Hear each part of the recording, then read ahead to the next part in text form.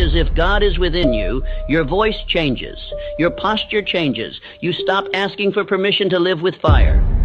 And when you stop waiting, heaven stops waiting too. This is not a lesson. This is a summons. If you are hearing this now, it is because something in you is ready to rise. You have waited long enough. The silence you feel, the restlessness inside you, it is not confusion. It is a call, a divine order echoing from within, commanding you to stop living like you were forgotten. You were not made to shrink. You were not placed here to drift. You were sent, and the one who sent you does not apologize for power.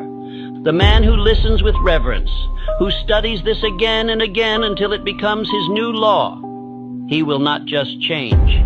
He will become the living proof of purpose, sent with clarity, walking with power, and finishing what heaven began. Now listen, because the moment you believe this truth, you will no longer walk as a man. You will walk as one who was sent. You have walked long enough pretending to be less than what you were sent to become. You have bowed long enough to fear. You have hesitated long enough in the shadow of doubt. But now the voice of purpose calls to you.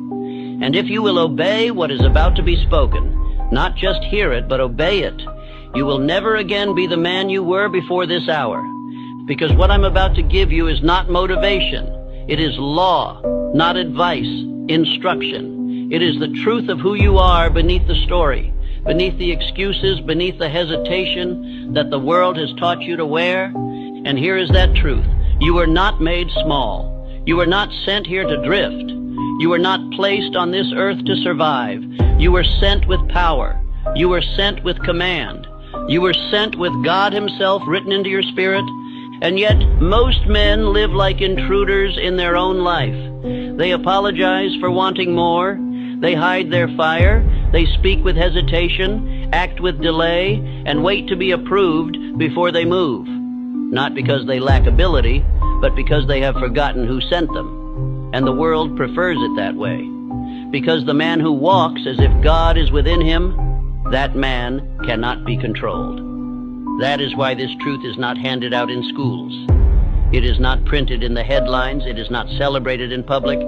Because when a man begins to think as if heaven lives inside him, he becomes ungovernable by weakness. He no longer listens to the noise. He no longer waits for support.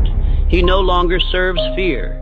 He begins to walk differently, speak differently, build differently,